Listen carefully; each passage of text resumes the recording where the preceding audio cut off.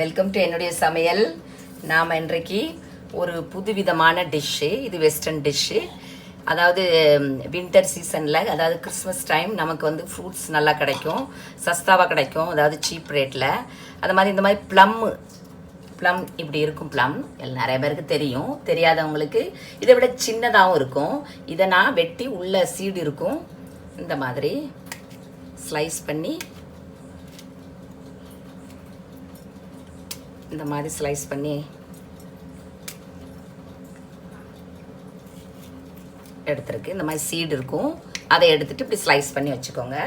அதாவது சின்ன ஸ்லைஸாக மெல்லிஸாக பண்ணணும். அந்த மாதிரி இது ஒரு 1/2 கிலோ ஃப்ரூட் இருக்கும். நீங்கள் ஆப்பிள்லையும் பண்ணலாம், ஆப்பிளும் இது மிக்ஸாகவும் பண்ணலாம்.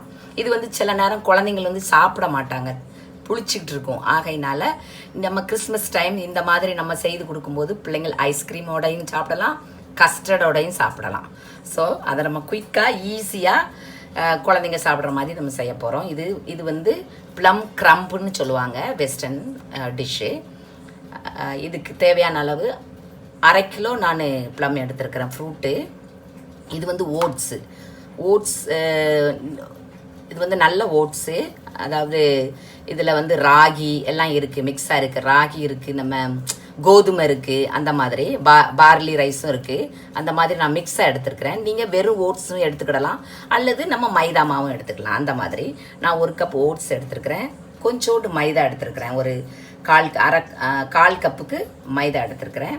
இது வந்து சீனி, 1 கப் சீனி, அதாவது 1/4 கிலோ சீனி. அந்த மாதிரி இது வந்து ஒரு 1/2 கப்பு நான் ப்ரௌன் சுகர் எடுத்துருக்கிறேன். ப்ரௌன் சுகர் நான் வீட்டிலே செய்திருக்கிறேன்.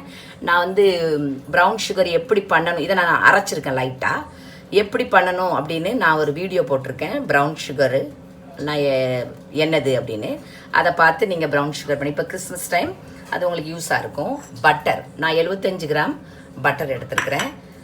ஒரு 1/2 டீஸ்பூன் கார்ன்ஃப்ளவர். இது தேவைன்னா யூஸ் பண்ணுங்கள், அல்லது ஸ்கிப் பண்ணிடுங்க. அந்த மாதிரி இது வந்து ஜஸ்ட் கொஞ்சம் திக்னஸ் ஆகிறதுக்கு அந்த கிரேவி. அதனால் உப்பு, பிஞ்ச் ஆஃப் உப்பு. இது வந்து நம்ம லெமனோட மேலே உள்ள ஸ்கின்னை நான் துருவி வச்சுருக்கேன். லெமன் செஸ்ட்டுன்னு சொல்லுவாங்க ஆங்கிலத்தில். இப்படி நான் துருவி வச்சுருக்கிறேன். இது எல்லாருக்கும் தெரியும் தான். எனக்கு ஜூஸும் தேவைப்படும். அந்த மாதிரி இது வந்து கிராம்பு. ஒரு 3 கிராம்பை நான் நச்சு நல்லா ஓரளவு பவுடர் ஆக்கி வச்சுருக்கிறேன். ஒரு பெரிய லெமன் தேவைப்படும், அதனால் பெரிய லெமன். இது வந்து சீனமன் பவுடர், அதாவது நம்ம பட்டை பவுடர். இது வந்து வாசனைக்காக பட்டை பவுடர் கண்டிப்பாக சேர்க்கணும். இது பார்க்க உங்களுக்கு பெரிய டிஷ் மாதிரி தெரியும், நம்மளால் முடியாத ஒன்று, ரொம்ப ஈஸி. அது மாதிரி இப்போ எப்படி மிக்ஸ் பண்ணுறதுன்னு பார்ப்போம். இப்போ நம்ம ஃப்ரூட்ஸில் என்னென்ன சேர்க்க போகிறோங்கிறது பார்ப்போம். சீனி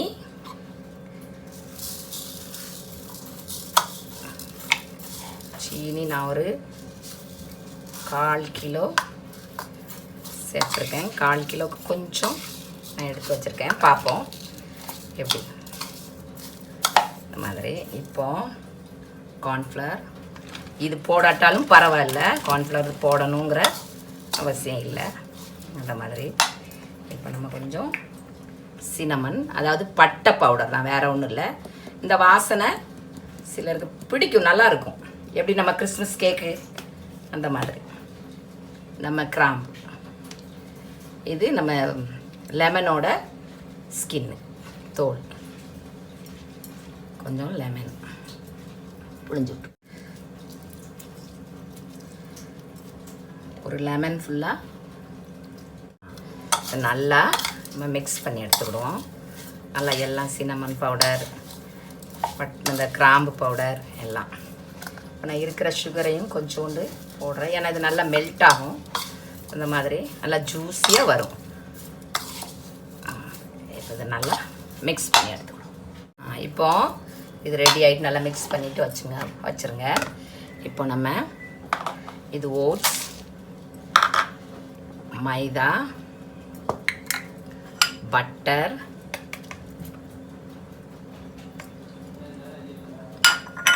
உப்பு, பிஞ்சு உப்பு சேர்த்துக்கோங்க.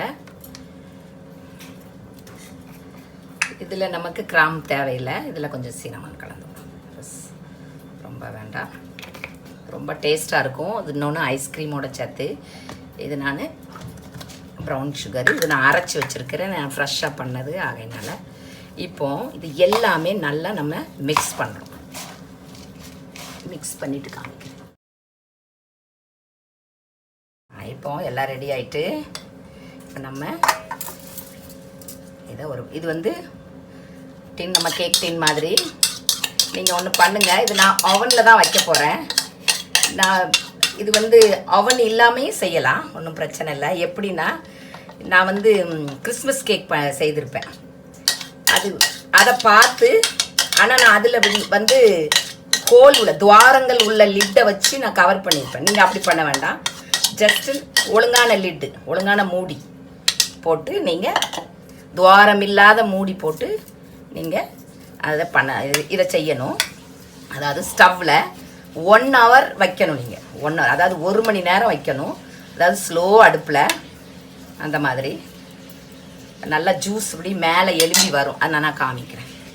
இப்போது இதை செட் பண்ணிவிட்டு இந்த க்ரம்பை இப்படி போட்டுருவோம். அவங்களுக்கு நல்லா குழந்தைங்க வந்து நல்லா பிஸ்கட் மாதிரி சாப்பிடுவாங்க. ரொம்ப டேஸ்ட்டாக இருக்கும், ரொம்ப ஹெல்தி. ஆகையினால தான் இது எல்லோரும் செய்யலாம். இப்போ எல்லோரும் ஓட்ஸ் சாப்பிட்றாங்க, கிடைக்குது. 15 ரூபாய்க்கு கூட ஓட்ஸ் கிடைக்குது. அதை வாங்கி நீங்கள் ரெண்டு பேக்கெட் வாங்கினா போதும், 2-3 பேக்கெட். கொஞ்சோண்டு மைதா, வெறும் மைதாவிலையும் செய்யலாம். கோதுமை மாவு கலந்துக்கிடனா கோதுமை மாவு கலந்துக்கோங்க. இதில் கோதுமை கலந்துருக்கு, பார்லி கலந்துருக்கு, ராகி கலந்துருக்கு, ஓட்ஸ். நான் காமிக்கிறேன் பேக்கெட்.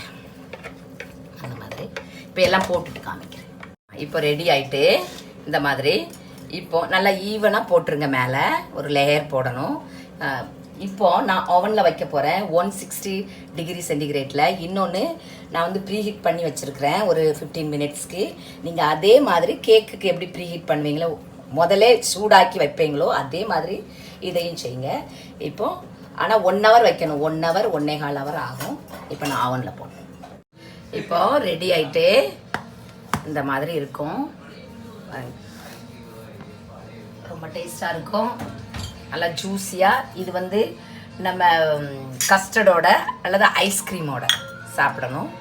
இது வெட்டணுங்கிற அவசியம் கிடையாது, இருந்தாலும் நான் உங்களுக்கு வெட்டி காமிக்கிறேன். இப்போ நம்ம கட் பண்ணுவோம். இது கேக் மாதிரியெல்லாம் இருக்காது, ஜஸ்ட் லிக்விடாக இருக்கும். நல்லா நம்ம என்னது சீரியல் எப்படி சாப்பிடுவோம் நம்ம, கார்ன்ஃப்ளேக்ஸ், ஓட்ஸ், அந்த மாதிரி. பட் ஃப்ரூட்டோடு இருக்கும். இது நம்மள சூடாக இருக்கு. இப்படி பாருங்கள், கீழே ஃப்ரூட்டு நல்லா ஜூஸியாக இருக்கும்.